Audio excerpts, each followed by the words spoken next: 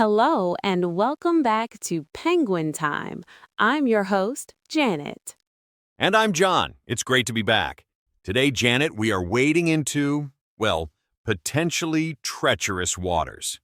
Ooh, that sounds dramatic. What are we talking about? We're talking about the subtle and sometimes not so subtle differences in how English is spoken and understood between the United States and the United Kingdom.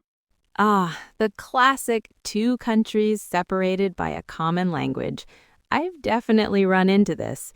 You think you're speaking the same language, but you're really not.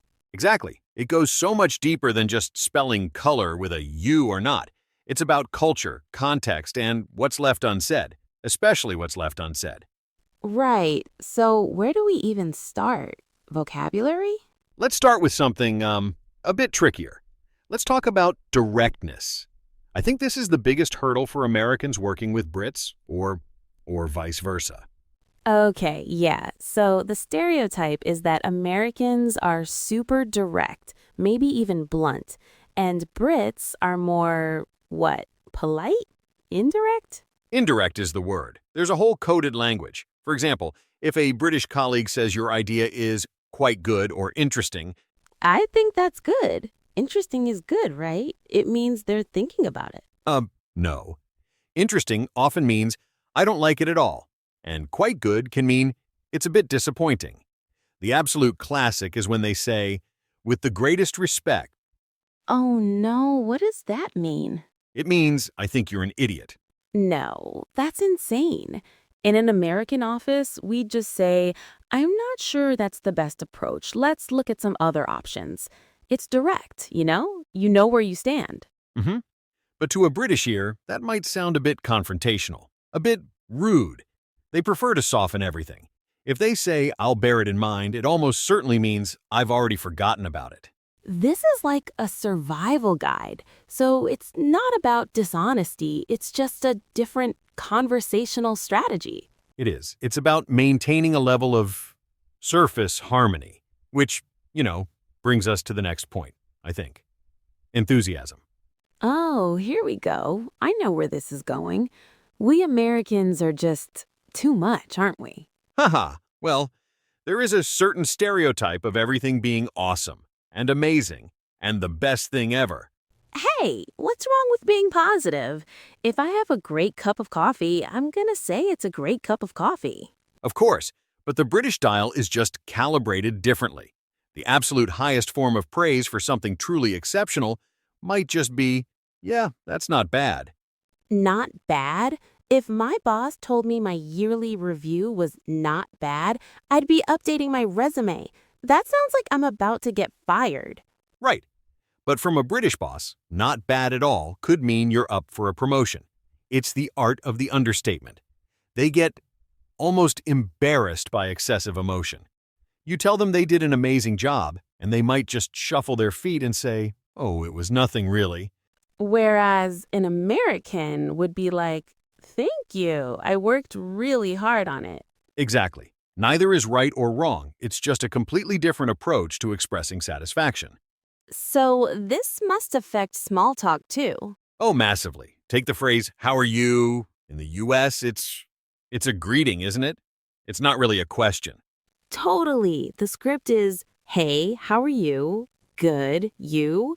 Good. And then you just keep walking. You're not actually supposed to tell them about your terrible morning. If you tried that in the UK with a stranger, they'd be a bit taken aback. A more common greeting is just, all right, and the answer is just, all right. But if you want to make actual small talk, there is one wholly sacred topic. Let me guess. The weather? The weather. You can have a full 5-act play of a conversation about the fact that it was sunny an hour ago, but now it looks a bit gray. It's the great social lubricant. That's actually kind of sweet. It's a shared experience, you know? Okay, but what about humor? This is a big one. I feel like British humor is a whole genre. Sarcasm and irony. They are the twin pillars of British humor. It's often very, very dry. So dry that you might miss the joke entirely if you're not listening for it. I have, many times. Someone will say something completely outrageous with a totally straight face, and I'm sitting there trying to figure out if they're serious. And that's part of the fun for them, seeing if you get it. Self-deprecation is also huge. Making fun of yourself is expected.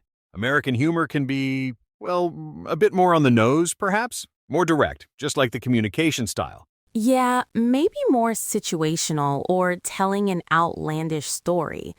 But the deadpan delivery is something I've had to learn to detect.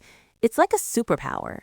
It is. A good rule of thumb is if they're teasing you or being sarcastic with you, it's probably a sign of affection. They like you. See, now that reframes a lot of past conversations for me.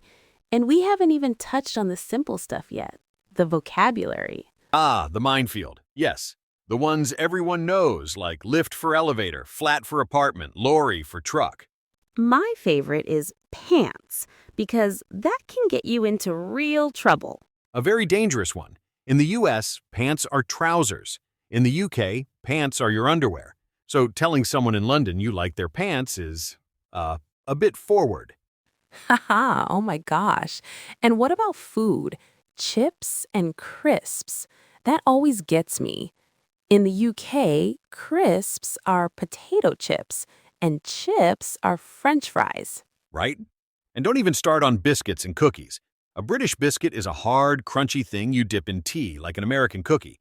An American biscuit is a soft, savory, almost scone-like thing you have with gravy. It's amazing there aren't more international incidents, honestly. Well, I think when you put it all together, the indirectness, the understatement, the dry wit, the unique vocabulary, you realize it's all about context. The key is just to listen and not always take things at face value. You know, it extends to social etiquette too. For instance, the way apologies are used. I've heard that in the UK, people say sorry for everything, even if it's not their fault. Totally. You have to be a bit of a linguistic detective, reading between the lines. It's not about which way is better, it's just about understanding the different rule books everyone is playing by. Well said. And on that note, I think that's about all the time we have for today. This has been, dare I say, quite interesting. Uh-oh, now I don't know what you mean by that. Was it good or was it bad? I'll let you figure it out. Thanks everyone for tuning in to Penguin Time. We'd love to hear your own communication mix-up stories, so find us on social media and share them. Until next time, bye. Cheers.